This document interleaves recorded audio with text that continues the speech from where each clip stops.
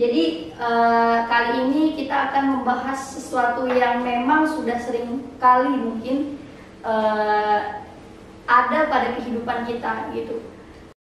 Sebenarnya apa sih stoikisme atau filosofi teras itu? Dalam buku filosofi teras juga mengajarkan yang namanya ekspektasi buruk ini agar kita udah siap dengan kondisi yang terburuknya gitu bagaimana. Untuk stoikisme atau filosofi ini sendiri apakah relevan atau termasuk contoh di kehidupan sehari-harinya itu seperti apa ya keadaannya? Oke. Jangan takut gagal, karena orang yang tidak pernah gagal adalah orang yang tidak pernah mencoba. Karena tugas kita untuk mencoba, bukan untuk berhasil. Karena di dalam mencoba tersebut kita menemukan kesempatan untuk berhasil.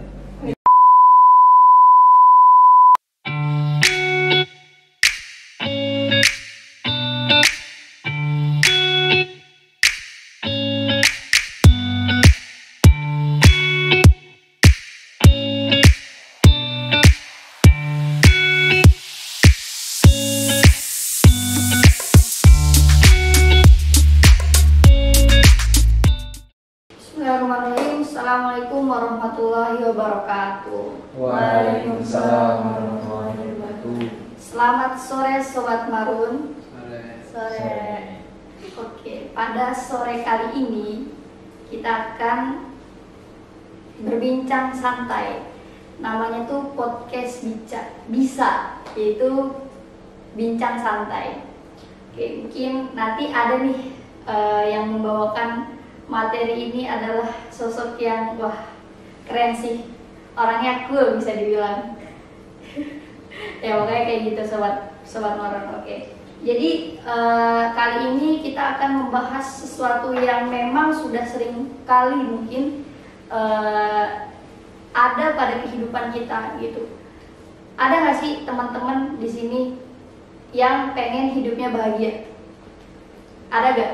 Ada. Tapi apakah ada di dunia ini orang yang gak mau bahagia? Ada gak? Nggak ada. Pasti semuanya pengen bahagia. Nah, di dalam ketika ingin mendapatkan kebahagiaan itu sendiri, nah pasti ada hal-hal yang harus kita fokuskan. Tapi sekarang ini banyak orang yang mereka itu fokus terhadap apa yang nggak bisa mereka kendalikan. Nah, contohnya apa tuh? Kayak misalkan pendapat orang lain ataupun omongan-omongan orang lain yang kita dengar lalu mungkin akhirnya kita pikirkan dan kita telan begitu saja. Nah, itu adalah salah satu dari permasalahan pembahasan kali ini.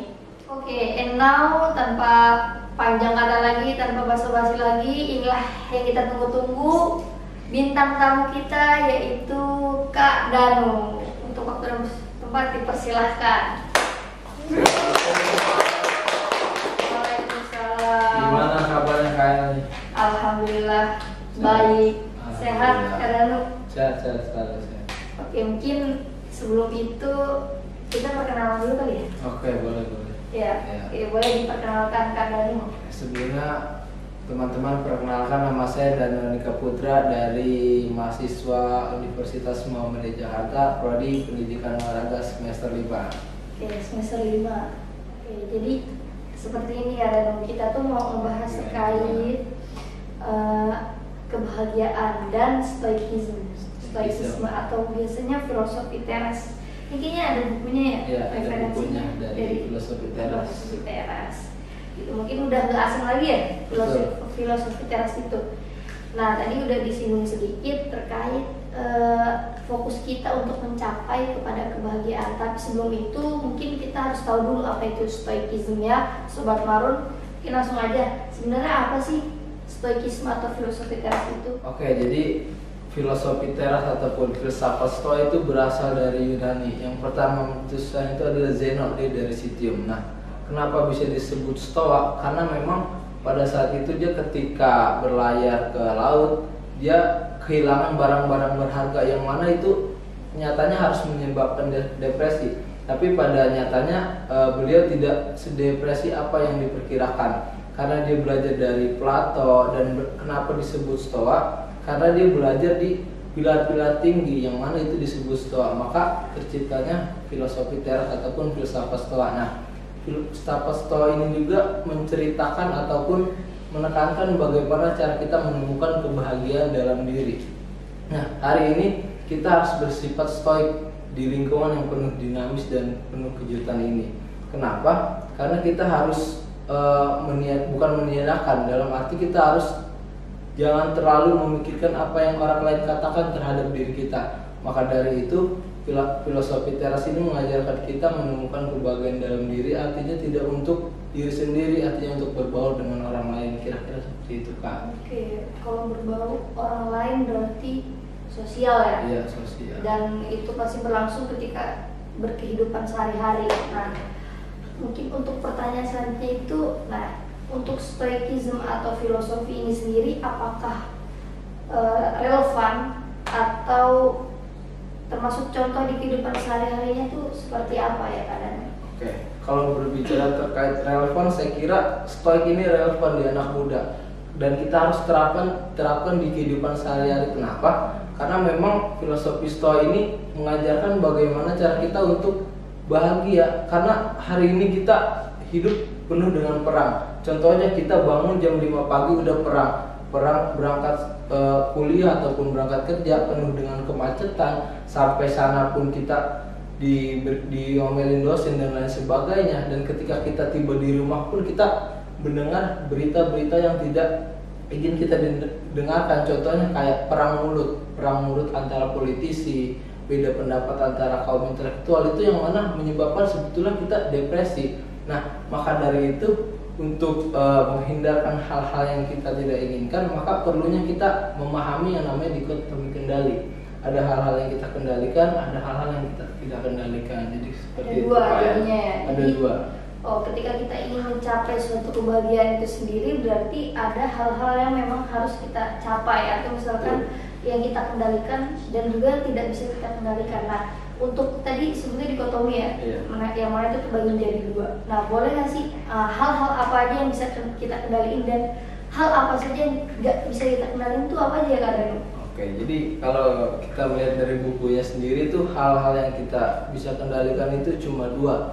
Yang pertama ada opini kita tentang orang lain, bagaimana cara kita menafsirkan suatu keadaan. Dan yang kedua itu adalah tindakan kita, bagaimana kita menyikapi seseorang. Itu yang bisa kita kendalikan. Nah, untuk yang tidak bisa kita kendalikan, contohnya seperti pandangan orang lain terhadap diri kita, terus terkait tindakan orang lain terhadap diri kita, terus juga terhadap apa yang Tuhan berikan pada saat ini. Contoh warna kulit itu hal-hal yang bisa kita kendalikan, artinya kita nggak bisa request sama Tuhan.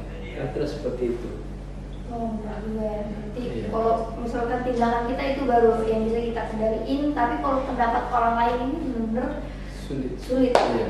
Karena mau gimana pun kita hidup di orang-orang yang kita nggak tahu sifatnya ya. Betul. Pokoknya relevan lah kalau misalkan menurut saya juga, walaupun itu sudah ada sejak lama ya, sudah ada sejak lama. Nah, terus pertanyaannya lagi nih, mungkin terkait ekspektasi ya. Ketika mungkin mempengaruhi salah satu dari titik kebahagiaan itu sendiri, bagaimana kita berekspektasi. Nah, itu seperti apa itu kalau dalam stoikism ini sendiri? Oke. Jadi kalau dalam buku filosofi teras tersebut menyatakan bahwa kalau ekspektasi yang terbaik adalah ketika kita memiliki ekspektasi yang terburuk. Artinya apa? Bukan berarti kita negative thinking ataupun segala macam, tapi hari ini kita diajarkan untuk negative thinking untuk bagaimana nantinya ketika kemungkinan terburuknya, saat kita mengalami hal tersebut kita udah siap. Toh emang ekspektasi gue udah buruk, jadi ketika itu memang benar terjadi, artinya ya udah berarti udah terjadi. Jadi kita nggak terlalu berharap. Ketika kita mengharapkan sesuatu gitu ya, tapi nggak kejadian, kita bakal lebih kecewa gitu. Jadi kalau saya analogikan seperti ini KL, jadi misalkan ekspektasi kita 90, maka kecewanya pun semakin berat 90 juga. Kalau ekspektasi kita 10%, maka kecewanya pun semakin menurun. Jadi justru kalau menurut saya dalam buku filosofi teras juga mengajarkan yang namanya ekspektasi buruk ini agar apa? Agar kita udah siap dengan kondisi yang terburuknya gitu, bagaimana? Mungkin kayak gitu aja.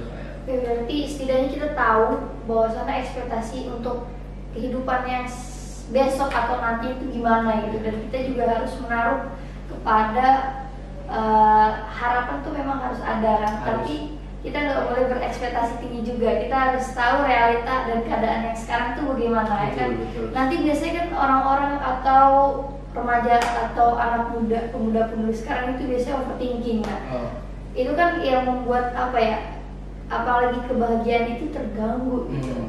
Nah, ini masuk kepada bahagia ala stoa itu kayak gimana sih menurut keadaan? Bahagia ala stoa, jadi kita harus mencermati dulu bahagia ala stoa. Jadi ada yang namanya emosi negatif. Yang pertama, kalau dalam Islam itu hasad ya, iri atau dengki, dan terus ada rasa sesal dan rasa takut.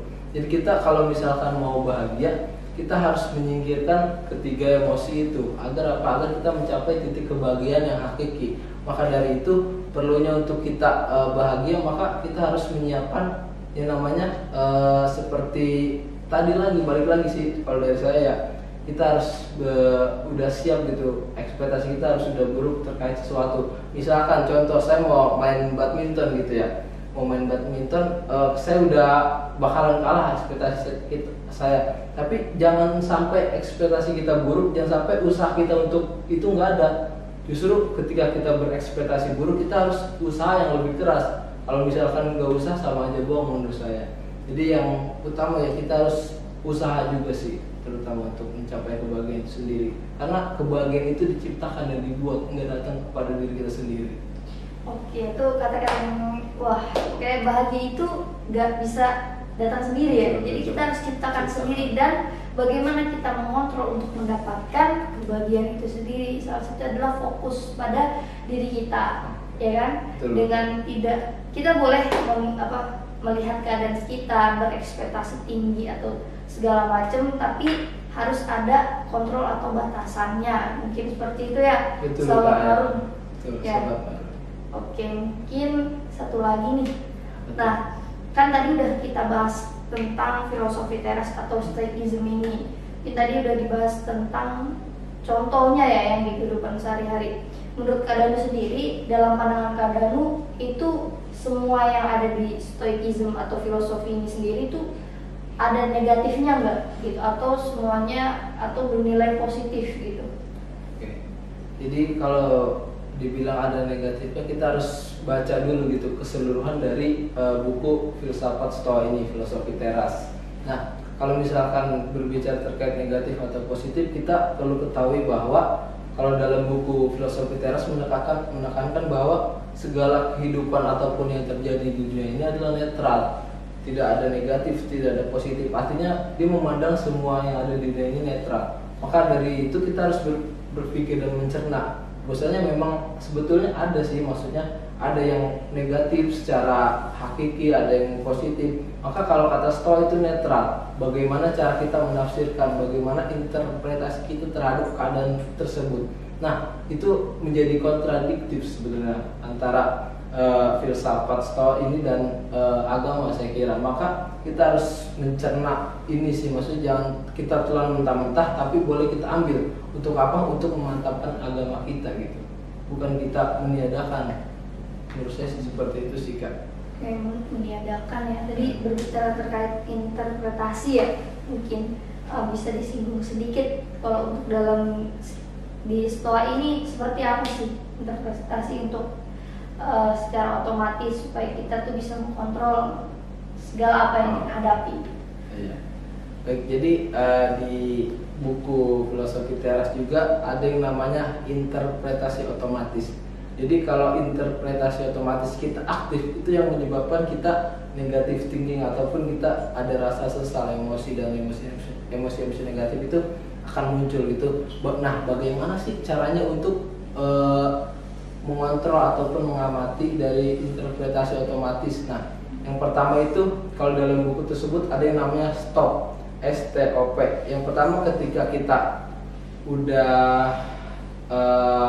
mengalami interpretasi otomatis, artinya ketika memang saya ambil contoh ada kejadian macet ketika kita interpretasi otomatis kita aktif, maka yang terjadi kita akan marah-marah dan lain sebagainya. Maka dari itu kita harus stop dulu pertama-tama, harus stop interpretasi otomatis, lalu kita pikirkan dan kita nilai apakah ada manfaatnya dari kejadian ini, apakah cuma membuat kita kesal. Saya kira itu enggak, karena banyak hal-hal yang bisa kita kerjakan saat macet. Contohnya menghafalkan materi ketika kita ingin presentasi di perkuliahan, karena banyak hal-hal yang bisa kita kerjakan saat macet, bisa menghafal juga dan mendengar ceramah. Saya kira itu mindsetnya harus kita rubah gitu, bahwasanya kita jangan hari ini ketika macet marah-marah, karena kalau berbicara marah-marah itu ternyata bisa menyebabkan kesehatan kita terganggu. Serem juga ya. Iya, karena banyak orang yang memisahkan antara kesehatan fisik dan kesehatan dalam kesehatan rohani lah ibaratnya gitu. Jadi seolah-olah yang terjadi di pikiran kita nggak akan berdampak pada fisik kita. Ternyata itu dalam ilmu psikologis itu berdampak gitu. Bahwasanya orang yang sedang banyak pikiran ataupun carut marut pikirannya itu menyebabkan kepala pusing. Yang namanya itu akan menyebabkan nantinya naik darah dan sebagainya macam. Maka dari itu, daripada kita memikirkan hal yang tidak, lebih baik kita melakukan hal-hal yang positif gitu. Menurut saya kayak gitu sih KL. Waduh, pas banget lagi. Saya kalau aku berangkat kampus kan biasanya macet ya, apalagi Ciputat. Itu suka marah-marah kadang tuh. Sama sih juga kadang sih. Wah, soalnya ngantuk kan kuliah itu panjang banget sih. Aduh, parah banget. Terus saya juga pernah berpikir kenapa ya saya marah-marah gitu, kesel kan ketika macet. Kenapa nggak melakukan hal yang positif sambil nunggu? Akhirnya saya kadang dengerin murotal, kalau enggak sekalian murojaah kan, daripada denger kan orang bingung juga. Saya sampai pernah tabrak motor saya tuh sampai orang lihat.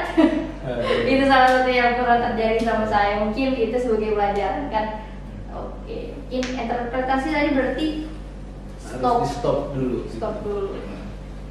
Mungkin itu teman-teman. Kalau dari saya sih apa yang ada dalam filosofi teras ini sebenarnya masih banyak hal yang lainnya, tapi pada intinya yang secara menyeluruh itu yang disampaikan oleh Kak Danu gitu. Mungkin boleh closing statementnya nih dari perbincangan kita, bincang santai kali ini.